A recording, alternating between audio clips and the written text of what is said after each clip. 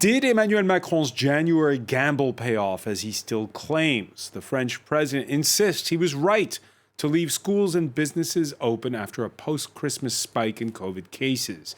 Now, fueled by contagious new variants, the so-called third wave, forcing the government to cut classroom time and move up Easter vacation. We'll ask about Macron's all but in name new national lockdown, his timetable for vaccinations, and a promise the nation's grand reopening in full will be for mid-July. On that score, we'll compare with European neighbors grappling with the same unenviable dilemmas.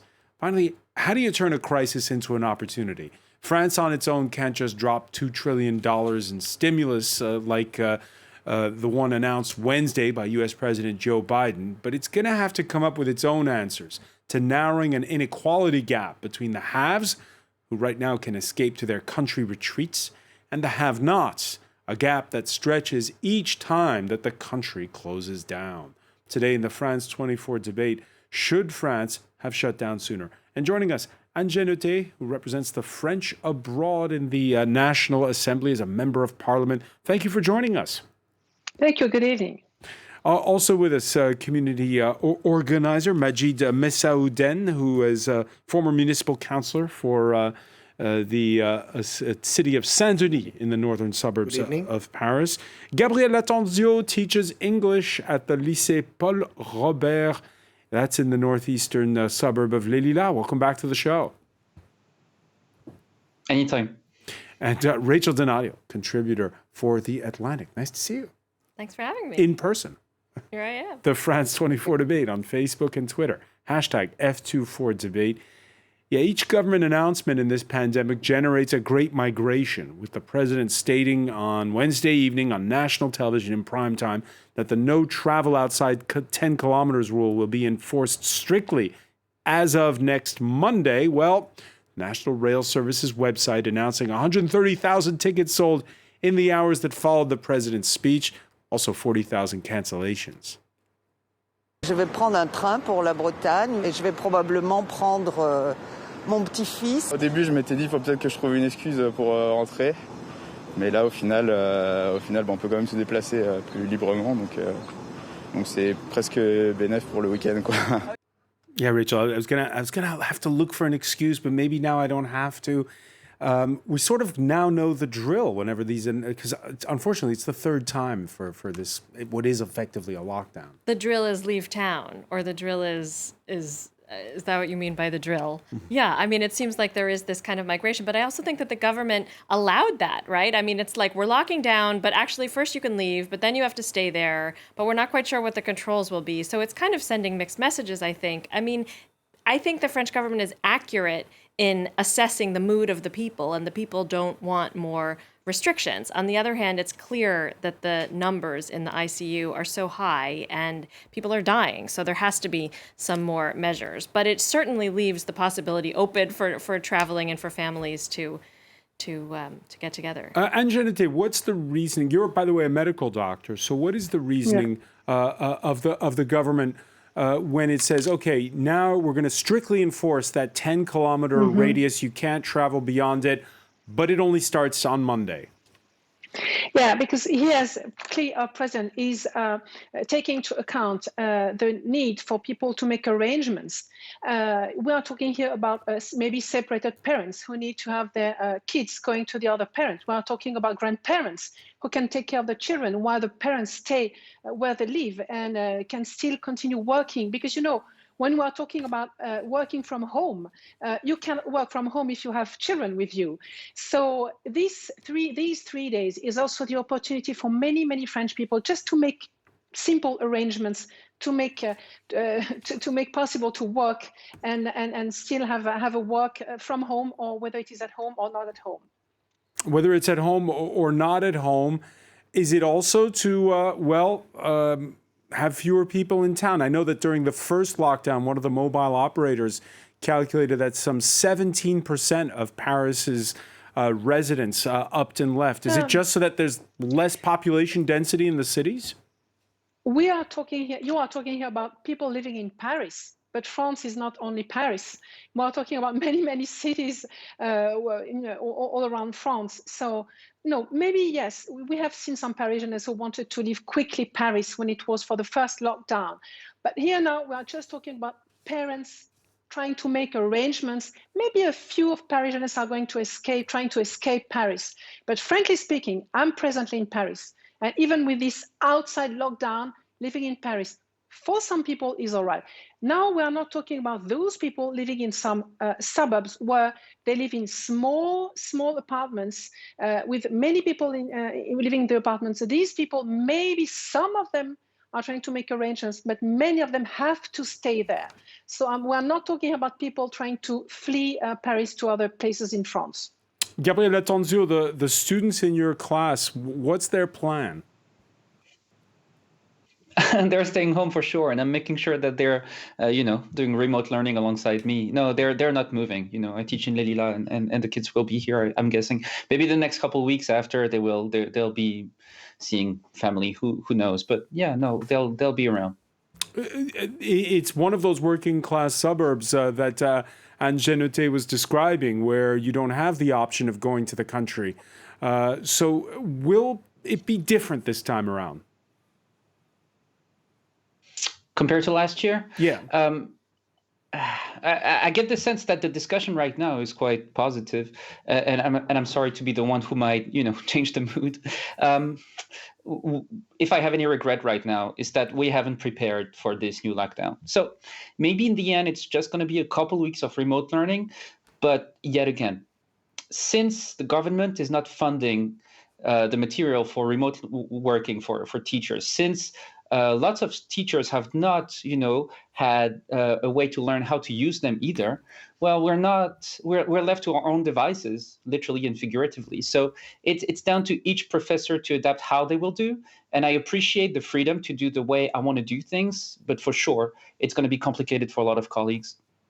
It's going to be complicated for a lot of colleagues. The French Prime Minister putting those lockdown rules to a vote before Parliament earlier on Thursday, the opposition abstaining, and taking the government to task for, as it claims, not announcing the lockdown last month.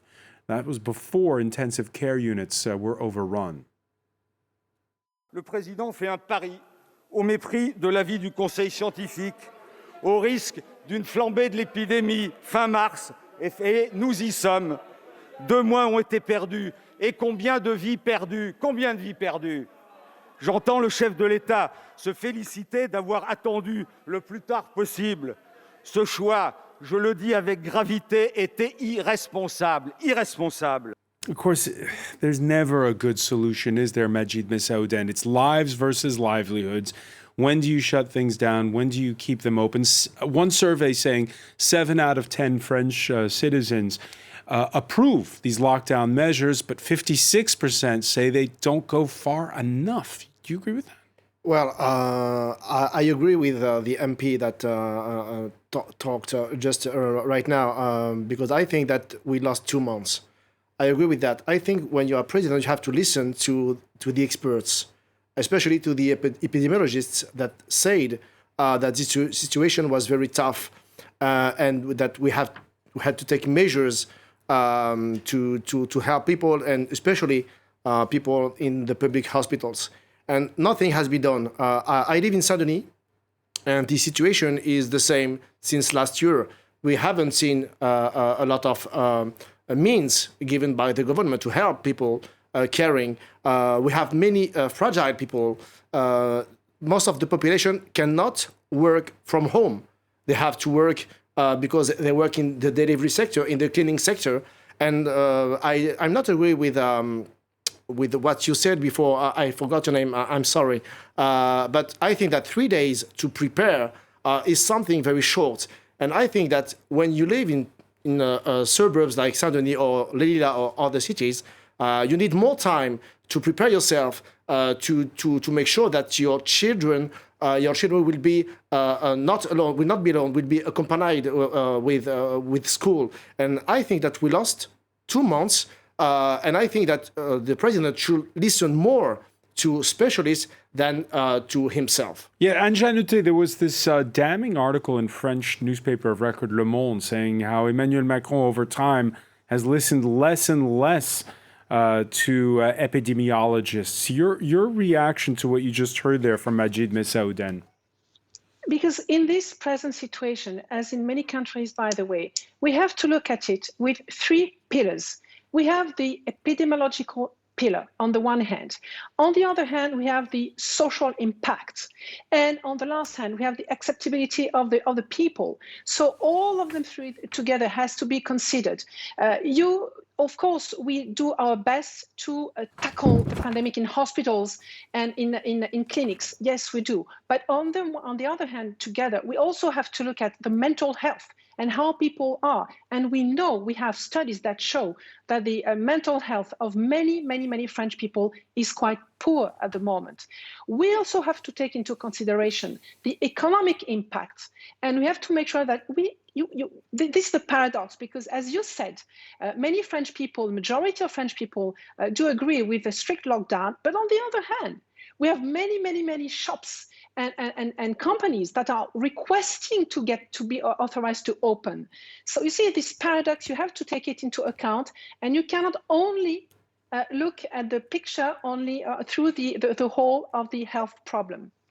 Rachel Donadio, it's the same problem I know in Germany. It's the same problem in Italy. Are we schizophrenic? Do we want contradictory things here? I think I wouldn't want to be in the position of any government right now, frankly. I would prefer to criticize them without taking the responsibility myself as a journalist.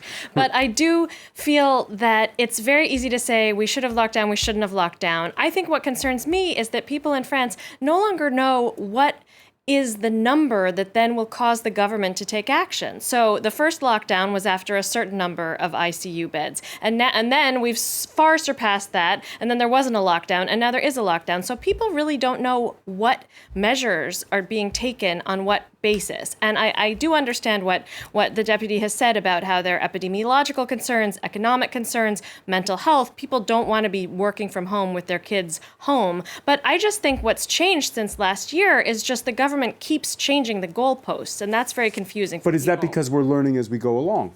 Sure, we're learning as we go along, but it's also that the economic toll is dramatic, and it's far greater in France than in Germany, because Germany has a more industrial economy, and those businesses have stayed open, whereas France has more of a service economy, and those businesses have closed. I also think, Italy, France, Germany, the real issue is that the vaccines are extremely slow in coming, and if the vaccines were faster, then that would, I think, affect things.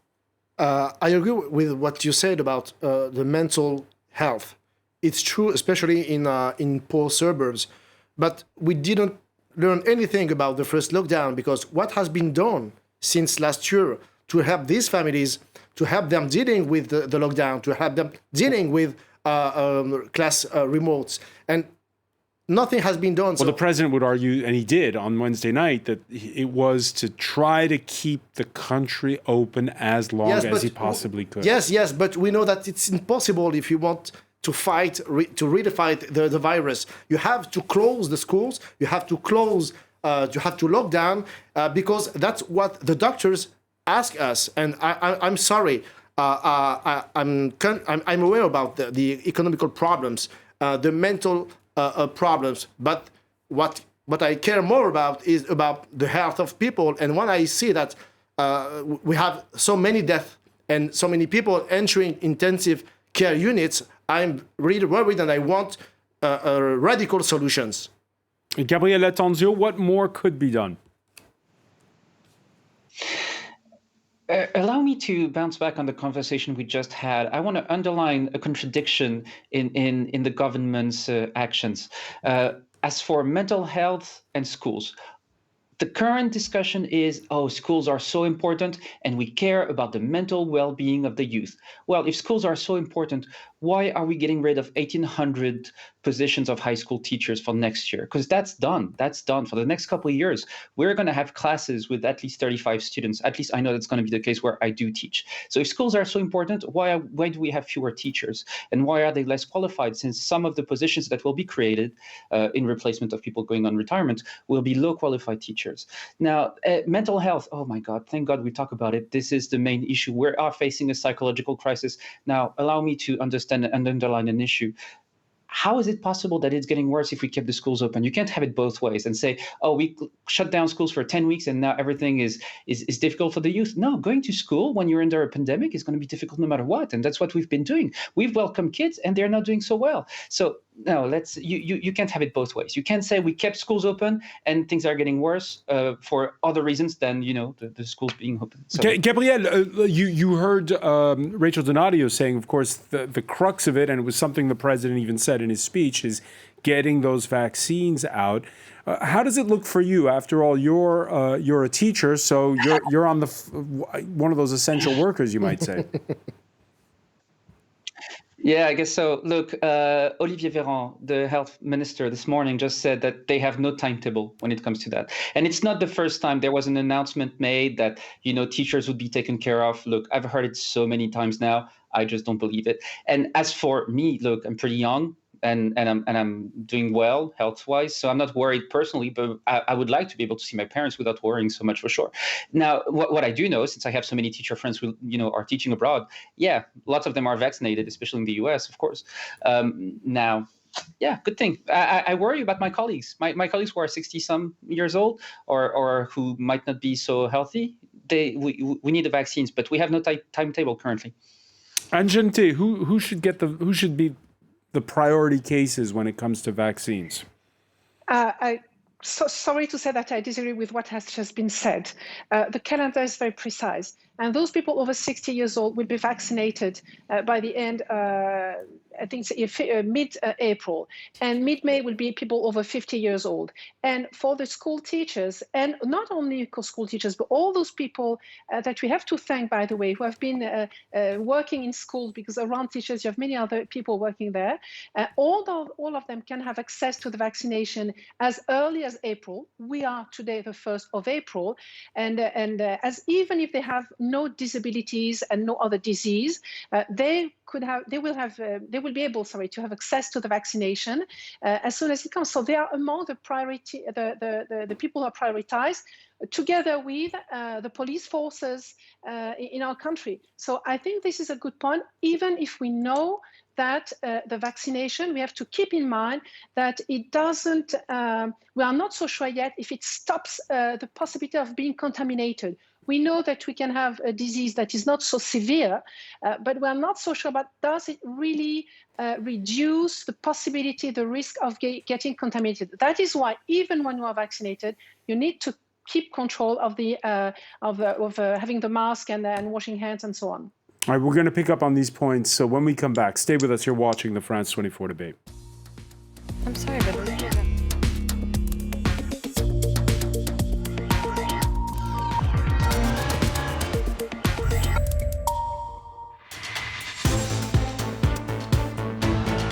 welcome back, or welcome if you're just joining us. It's the France 24 debate.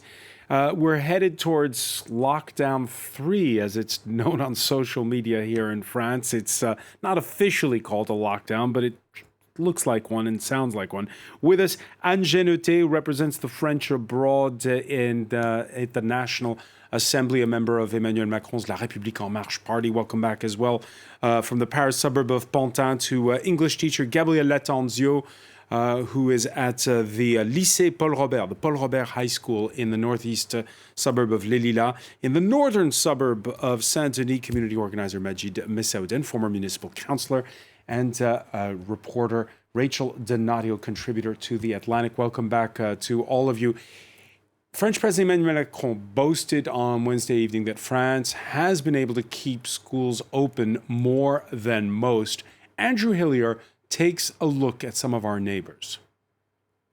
France's biggest stadium, the Stade de France, will soon have a new purpose, perhaps more suited to the times. The National Stadium is being converted into a giant vaccination centre. Emergency workers and Red Cross volunteers are taking part in the operation. The aim is to start giving out COVID-19 jabs here from April 6th and to get 10,000 people inoculated every week. S'il y a besoin à un moment de passer en 7 jours sur 7, 24 heures sur 24, parce que les niveaux de vaccination possibles, compte tenu de l'approvisionnement des vaccins, vont pouvoir augmenter très vite, nous le ferons. Seine-Saint-Denis, just north of Paris, where the Stade de France is located, is the second worst-hit department in France. Authorities are hoping that more than half the people who come here will be residents in Seine-Saint-Denis. Across France, roughly 30 centres will soon be operational, and some are already up and running, like Marseille's Velodrome. Here, officials are aiming to get 2,000 people vaccinated every day. And southwest of Paris, this vaccination centre has been operating since mid-January. 1,000 people are already getting their jabs on a daily basis. So, Majid Nissaoudin, the vaccines are coming. Yeah, we can say that it's better than too late. But I think that we lost, I'm repeating myself, but we lost a lot of time. And if you want to prevent from closing the country, you have to do two things. You have to vaccinate the people, and you have to test massively the people. And the problem that we have in Saint-Denis and in other cities is that you don't have this politics of testing because you don't give the money to isolate people. We have many people that can't be isolated by themselves because, as said the MP just before, we have many people that are living in small Small apartments, and they don't have the possibility to isolate themselves from their families. And many people say that they can't be tested, they can be isolated, and if you want to break the lockdown, you have to do these two things, and France has not been capable of doing it. Germany's testing program, which was lauded back in the spring, it hasn't been able to keep up this time around. We know Italy's Rachel Donadio is headed for an Easter weekend lockdown. Is France any worse, any better than its neighbors? Italy, France, and Germany are all facing major vaccine delays, and that is because the European Union had some major struggles with procurement. It got into the game quite late as a consumer haggling for the best price as opposed to a co-investor, which is what the United States and Britain did. So all of these countries are behind the United States and Britain. France is an extremely centralized country, strong state. In Italy, the regions control health. And so people over 80 are still not getting vaccines in Italy. Germany, also, the regions have a lot of power and health is delegated to them. So all these countries, I wouldn't have a comparison between France, Italy, and Germany. I think they all screwed up in certain ways and they've all handled things as well as they can in other ways. For me, what's concerning about France is, first of all, the AstraZeneca mess up. Is it safe? Isn't it safe? Oh, now it's okay for people over 65, but first it's only people below it. And that's very confusing. And so I think that should be explained. And then also the fact is that the Macron government in an election year is aware that there's high vaccine skepticism in France. And I think that is one of the reasons why they weren't pushing the vaccines so hard from the outset. First, because Macron didn't think they'd be ready in time. Second, because there's a supply problem. But third, because they're reading the mood of the people and their skepticism. The challenge is if you give in to that skepticism, then you wind up kind of reinforcing it. So what do? You strong-arm them more? You, like, for instance, you've Italy just forced healthcare workers to get vaccinated. France is not doing that because there's some people aren't comfortable doing that. Also, there's a supply problem. But freedom of conscience stops where it becomes a public safety issue. And I think that vaccines are very much at the heart of that. Anjante, again, you're a doctor. Do you agree with Rachel that this isn't one of those things that should be voluntary when it comes to healthcare workers? Healthcare workers is really a problem. Actually, the paradox again here is that we have for other disease the obligation as a healthcare worker to get vaccinated. I'm talking about, let's say, hepatitis B, where they have to get vaccinated. I am vaccinated against hepatitis B. So that's very surprising. But at the moment, since, as it was mentioned, we have a supply problem, how can you get it compulsory when you still are not so sure that you can get the jabs? So that is why, to me, so far, it is a good thing not to make it compulsory. And also, I have had many doctors and responsible of a unit in hospitals who have organized the vaccination for all healthcare workers in their unit themselves, and slowly, from one to one, they get more and more convinced, they get closer confidence just because they can see other people, other colleagues getting vaccinated. So it's also, you see, one is getting vaccinated and convince the other one, and so on. So to me, slowly we can see that it has increased, while talking about in some units more than 60% of the healthcare workers getting vaccinated. So that's clearly a good point. Gabrielle Latanzu, have you seen attitudes evolve when it comes to COVID vaccines among ordinary citizens? It is not a compliance issue at all. It is purely a supply issue. We have too many people who want it and too few doses. Look, that's something that's been annoying to so many people, even 18-year-olds who I talked to. Look, even last night, President Macron said, vaccinate, vaccinate, vaccinate. You know, that's what we remember, right? A couple of weeks back, he said, oh, we need to vaccinate 24/7, day and night. Yeah, sure. I mean, if we could, we would, right? This is purely a dose issue. I'll give you a soundbite. I believe President Macron has Trump's-like habits in Kennedy's body. I am so done with it. When it comes to vaccines, we're getting the same kind of lies we were given when it was about masks last year. Oh, masks, not so useful. Oh, vaccination, sure, it's about people not wanting them. Are you kidding? Everyone knows that we want out of this mess. So yeah, I'm sorry, I'm a bit heated, but let's call it as it is. Angente, again, the reference to that statement a year ago, that misstatement that masks didn't help when we didn't have any, and then they did. How do you rebound from that politically? Now, we are looking at today now. We need all together, collectively, to get out of this terrible situation. Now we are talking about the many people we can getting vaccinated as soon as the doses come in. And we know that it's a problem of doses coming in because we are organized already to get vaccinated with our doctors, with our MG, family practitioners, with the clinics, with hospitals. In nursing care units, we know that now about more than 80% of the residents have had at least one dose of the vaccine. So it really, I agree with what was said just previously. Many people want to get vaccinated as soon as the dose is coming. And now what we can say is that on the promise that have been made by the manufacturers, and we can here see that we have a problem with one of them, but not with the three other of them. And we can see the doses coming in, and we can tell clearly and for sure that 30 million people will be vaccinated by the end of June. 30 million by the end of June. Majid Messaouden? I'm not that optimistic, but we'll see. But what I wanted to say is, how can we believe you for after that, for the future? Because you have projects now, for example, the project of the North Hospital in Saint-Ouen. The project is to close 2 other Parisian hospitals and to cut beds. And this project is not in 2 years, it's now. So we know that we'll be facing other difficulties in the next years in school, because Gabrielle said that before, they're cutting teacher jobs, they're cutting beds in hospitals.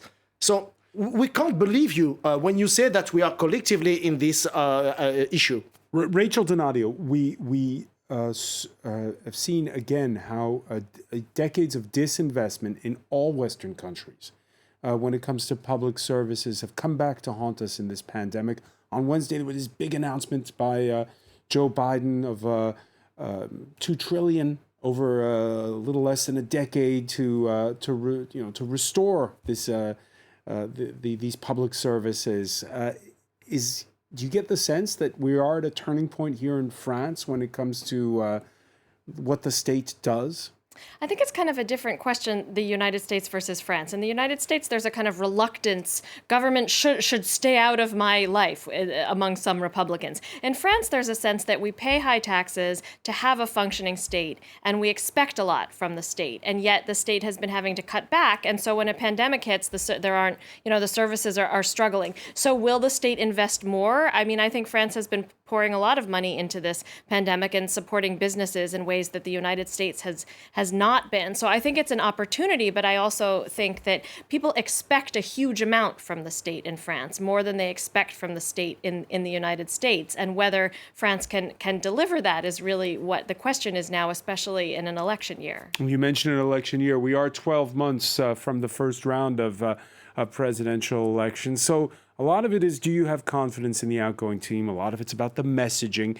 And it's a lot about when you look at the mistakes that have been made, the tweaks over this past year of a pandemic, the differences we're seeing in Europe. 1 week ago, when she was forced to roll back the order of a nationwide Easter lockdown, this is what Germany's chancellor said. Das ist mir wichtig, das auch hier zu sagen. Ein Fehler muss als Fehler benannt werden und vor allem muss er korrigiert werden. Und wenn möglich, hat das noch rechtzeitig zu geschehen. Gleichwohl weiß ich natürlich, dass dieser gesamte Vorgang zusätzliche Verunsicherung auslöst.